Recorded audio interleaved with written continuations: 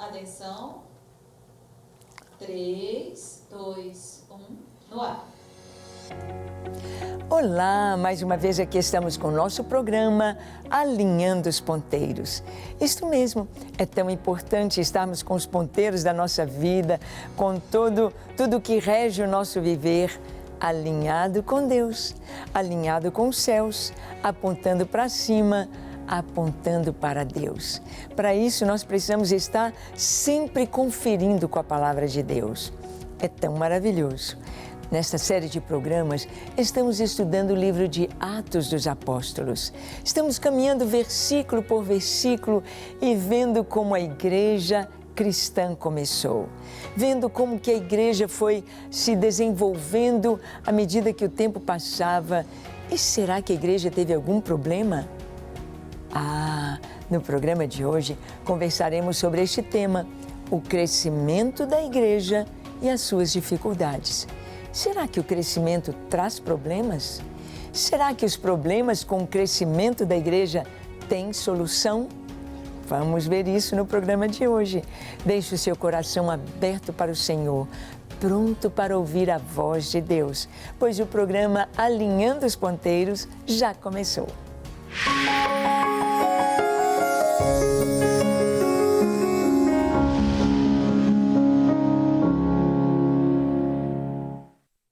Muito bem, nós sabemos que o bebezinho nasce e quando nasce, se ele não chora, o médico então dá uns tapinhas nos pezinhos do bebezinho ou no bumbumzinho dele para que ele chore, para que o seu pulmãozinho possa abrir, encher-se de ar, para que ele comece a respirar.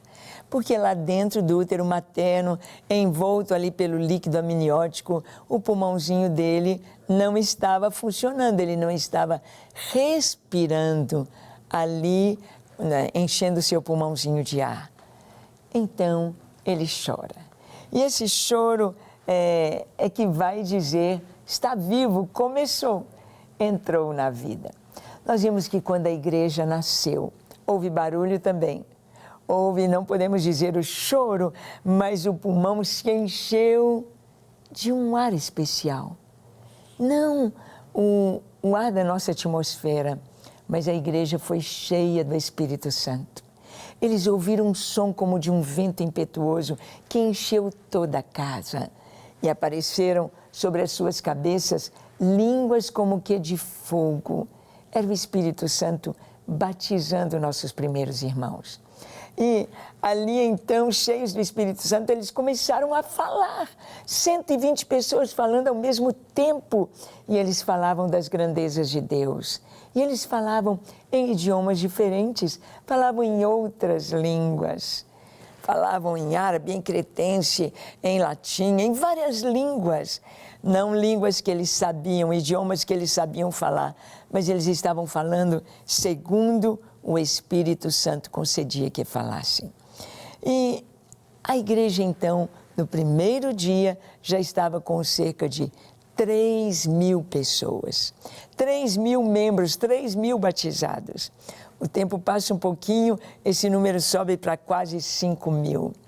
Gente, é muita gente. Eles não tinham um local de reunião construído. A primeira igreja cristã com torre, sino, não. Eles se reuniam lá no templo, na Porta Formosa, eles se reuniam de casa em casa. E agora, com o crescimento, começam a surgir problemas. Mas nós vamos ver como viviam os primeiros cristãos. Olha, Atos 5:42 nos diz o seguinte: e todos os dias, no templo e de casa em casa, não cessavam de ensinar e de pregar Jesus o Cristo. Oh, aqui está dizendo, e todos os dias no templo. No templo. O templo era muito grande. Claro que eles não podiam entrar lá onde os sacerdotes ministravam. Eles não iam lá dentro onde tinha os altares, o altar do holocausto, aquele grande altar de bronze. Claro que eles não iam lá no lugar santo, onde estava a menorá, a mesa com os pães da proposição. Claro que eles não iam ao Santo dos Santos, onde estava a Arca da Aliança. Mas eles se reuniam no pátio. Eles se reuniam ali junto à porta formosa do templo. Iam todos os dias ao templo. Já pensou? Hoje nós vemos aí gente que vai uma vez por semana em um culto e acha que está ótimo. Eles iam todos os dias ao templo. Será que todo mundo morava pertinho do templo? Claro que não. Jerusalém era bem grande e ela se estendia dentro dos muros e também por fora dos muros. Havia casas, havia campos, havia pessoas que moravam ali nos campos. Todos os dias eles estavam no templo e de casa em casa, todos os dias. Tinha culto na casa da irmã Maria, do irmão José, do Judá, do Tiago. Vamos ao culto, reunião de oração e culto, e orando pelos enfermos e visitando. Era aquele calor, era aquela delícia, era aquela doce presença, era o Espírito Santo ali com eles. Todos os dias assim viviam e de casa em casa não cessavam de ensinar e de pregar a Cristo. É tão importante saber que esta é a tarefa da igreja. Esta é a vida da igreja, esta é a respiração da igreja, o ensino. Ensinar o quê? Ensinar sobre Jesus, ensinar sobre a salvação, ensinar sobre a vida de Deus em nós, ensinar que as Escrituras, o Antigo Testamento, junto com o Novo Testamento, se completam. Ou melhor, o Novo Testamento, a vida em Cristo, o Espírito Santo, trazem luz a tudo que está escrito no Antigo Testamento. Então, aqui a palavra diz que eles não cessavam de ensinar. A área de ensino na igreja é muito importante. Através do nosso programa, o que Deus tem nos dado para fazer é ensino. Ensino da Escritura. É tomar a palavra de Deus, contextualizá-la, trazê-la para a nossa realidade e ver como a palavra de Deus é atual. Mas nós vamos ver que houve problemas que surgiram com o crescimento da igreja. Em Atos capítulo 6, versículo 1, nós lemos assim: Ora, naqueles dias, multiplicando-se o número dos discípulos, houve murmuração dos helenistas contra os hebreus, porque as viúvas deles estavam sendo esquecidas na distribuição diária. O capítulo 6 do livro de Atos começa dizendo sobre o problema que surgiu. Nós sabemos que a igreja ia crescendo, tinha gente de todos os níveis da sociedade. Havia pessoas ricas, havia pessoas da classe média, podemos dizer, havia pessoas pobres ou muito pobres. Havia escravos, havia pessoas de todos os níveis, e assim é a igreja. A igreja não é homogênea, a igreja é heterogênea, porque Deus não faz acepção de pessoas.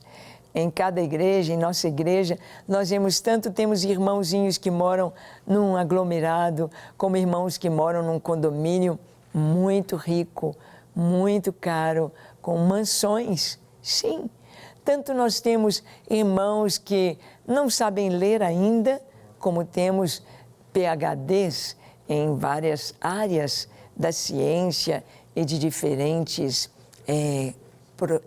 profissões. Sim, nós sabemos que a igreja é heterogênea.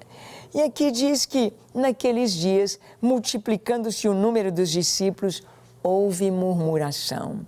O que é murmuração? Reclamação. A gente está acostumado aí com as empresas colocarem uma caixinha de reclamações. Se você tem algo que não está satisfeito com a nossa empresa, avise-nos, fale-nos, queremos corrigir.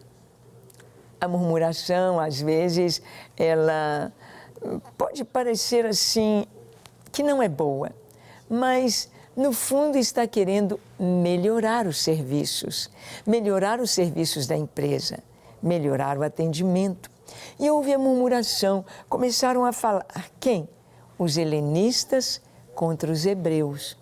Helenistas, aí já está falando descendentes ou gregos, cultura grega, pessoas que não faziam parte do povo judeu, hebreu de sangue.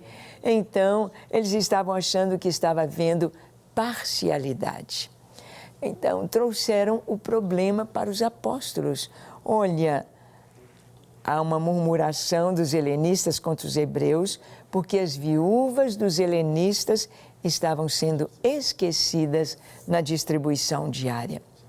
Possivelmente, eles tinham uma distribuição de cestas básicas ou de alimentos para as viúvas, para os pobres, para aqueles irmãos que tinham dificuldade, ou aqueles irmãos que perderam seus bens, foram confiscados por serem cristãos. Então, estava havendo uma parcialidade. As viúvas dos helenistas estavam ficando esquecidas. Oh, nós não recebemos a nossa porção. Oh, nós não recebemos a nossa cesta básica. Por quê? As outras viúvas sim, e nós não. Então, levaram essa questão aos apóstolos. Isso foi em decorrência do crescimento da igreja, do crescimento. Vamos ver então qual foi a solução para este problema. Vamos ver aqui a escolha dos primeiros diáconos. Olha como foi resolvido. Atos 6, versículo 2 e o 3, diz assim: Então, os 12 convocaram a comunidade dos discípulos e disseram: Não é razoável que nós abandonemos a palavra de Deus para servir às mesas.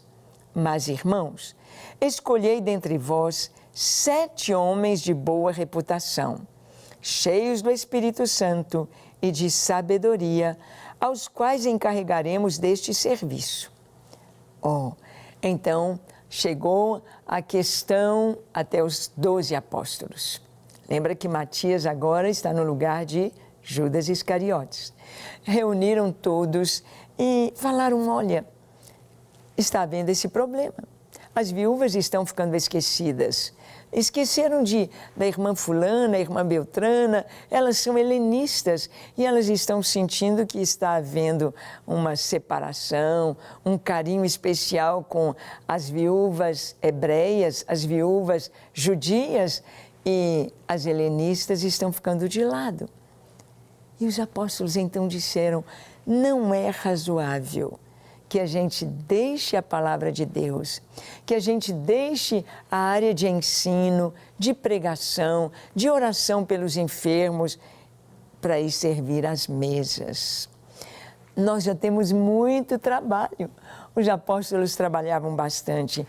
Era todo dia, tinha culto todos os dias. E fora dos horários de culto, o que eles faziam? Visitavam.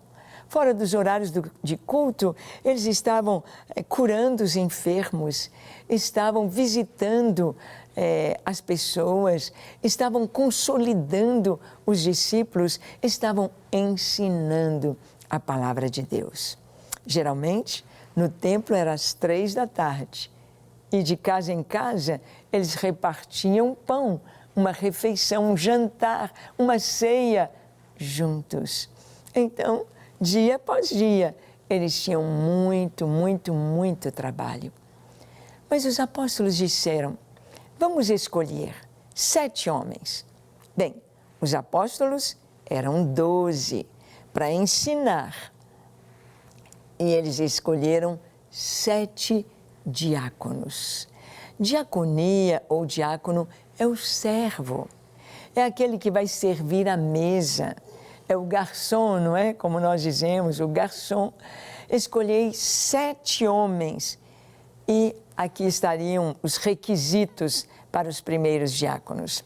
7 homens de boa reputação. O que é uma boa reputação? Um bom testemunho. Homens que soubessem conduzir bem o seu lar, tivessem filhos no caminho do Senhor, esposas que no seu relacionamento conjugal, eles fossem modelo, eles tivessem um lar bonito, uma família bonita, boa reputação. Boa reputação com relação às pessoas de fora. Os vizinhos, os parentes podiam dizer, é um homem de Deus. É um homem de Deus. Um homem de boa reputação. Cheios do Espírito Santo. O segundo requisito. Olha, eles devem dar um bom testemunho, eles devem ser pessoas firmes, pessoas santas, pessoas bem firmadas na fé, mas precisam ser cheios do Espírito Santo. Cheios do Espírito Santo. Aqui nós vamos encontrá-los com os dons espirituais. Dons espirituais, dons de curar, dom de línguas, de interpretação de línguas, de operação de maravilhas. Eles devem ser cheios do Espírito Santo, no abrir da sua boca, no pregar, no ensinar, fluir a presença do Senhor. Devem ser pessoas que todos podem perceber que são homens de boa reputação, cheios do Espírito Santo, santos. Santos, com uma vida bonita na presença do Senhor. E cheios de sabedoria. É claro que para fazer a obra de Deus é necessário haver sabedoria, porque existem algumas questões que são delicadas, questões em que você precisa ter a direção de Deus para trazer uma solução. Os diáconos deveriam ter muita sabedoria, sabedoria para lidar com o povo. Nós sabemos como isso é importante. Nós sabemos como é importante atender as pessoas, entender as pessoas e poder servir as pessoas. As pessoas são diferentes, ainda mais aqui em Jerusalém, em que vinha gente de todo lado, de toda cultura, e vinham para fazer parte da igreja. Até hoje é assim. É necessário ser cheio do Espírito Santo, é necessário ter uma boa reputação e é necessário ter sabedoria. Então, era para escolher 7 homens para cuidarem deste serviço. Que serviço? O serviço social. O serviço de atender os irmãos nas suas necessidades. E a gente sabe que o serviço social não é uma coisa tão simples.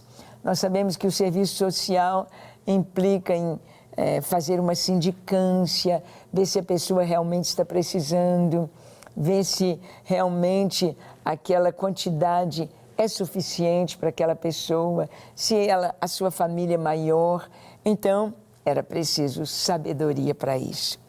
E vamos ver qual seria, então, a tarefa dos apóstolos. Atos capítulo 5, versículo 4. 4. Diz assim, e quanto a nós, nos consagraremos à oração e ao ministério da palavra. Quanto a nós. Os apóstolos, então, aqui estavam com uma tarefa muito importante.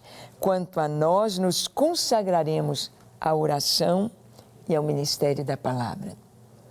Como é importante que cada pastor, cada líder da igreja possa se dedicar de todo o coração, se dedicar à oração, à comunhão com Deus e à palavra. Os grandes homens de Deus da história, os grandes reformadores, os grandes pais da igreja, os grandes avivalistas, os grandes missionários, eles sempre tiveram uma vida de oração. Muita oração. Quanto mais necessidade de trabalhar na obra do Senhor, mais necessidade de orar. Então, era importante que os apóstolos se dedicassem à oração, a buscar o Senhor. Talvez você seja um pastor, uma pastora, um ministro de louvor, um obreiro, um evangelista. E como é importante orar. Como é importante ter esse tempo a sós com o Senhor. Como é importante levantar de madrugada e falar com Deus. Como é importante ter as reuniões, os momentos de oração na presença do Senhor. Como é importante orar. E como é importante a palavra, dedicar a palavra. Ler a Bíblia, estudar a Bíblia, não apenas pegar sermões prontos, mensagens prontas, mas como é importante mergulhar na palavra de Deus, estudar, ir a fundo e trazer para os irmãos o que a Escritura nos diz. Porque a Bíblia é como alimento, a Bíblia é pão, a Bíblia é semente, a Bíblia é como carne e leite. Sim, nos alimenta, nos fortalece. E é importante que o pastor, que o líder da igreja se dedique a essas duas coisas, a oração e a palavra. A oração e a palavra. Isso é maravilhoso. Vamos ver então quais foram os primeiros diáconos, como foi tudo resolvido, quais foram os primeiros diáconos. Olha aí, está escrito em Atos 6, versículos 5 e 6. Lemos assim: o parecer agradou a toda a comunidade e elegeram Estevão, homem cheio de fé e do Espírito Santo, Filipe, Prócoro, Nicanor, Timão, Pármenas e Nicolau, prosélito de Antioquia. Apresentaram-se perante os apóstolos e estes, orando, lhes impuseram as mãos.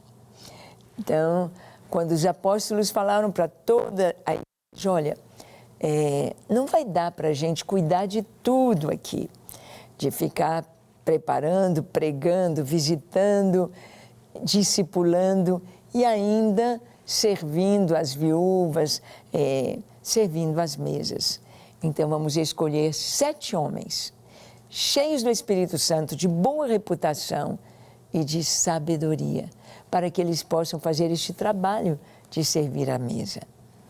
E o parecer foi bom, todo mundo disse, ótimo, amém, vamos orar, isso mesmo. Eles oraram e diz aqui a palavra que elegeram Estevão. Estevão era um homem cheio de fé e do Espírito Santo. Eu não sei na sua vida como que você seria descrito pela própria igreja ou descrito pelo próprio Deus. A igreja descreve Estevão como um homem cheio do Espírito Santo e cheio de fé. Fé. Era um homem que cria, cheio do Espírito Santo e cheio de fé. Estevão foi escolhido. Filipe, Prócoro, Nicanor, Timão, Pármenas e fala de Nicolau, prosélito de Antioquia. Esse Nicolau morava em Antioquia, é bem distante de Jerusalém e agora estava morando em Jerusalém. Apresentaram-nos perante os apóstolos e estes, orando, impuseram-lhes as mãos. A imposição de mãos é autoridade, confere a bênção, é uma transferência da unção. E os apóstolos, então, impondo as mãos sobre aqueles 7 homens, transferindo sobre eles autoridade para cumprirem o seu chamado.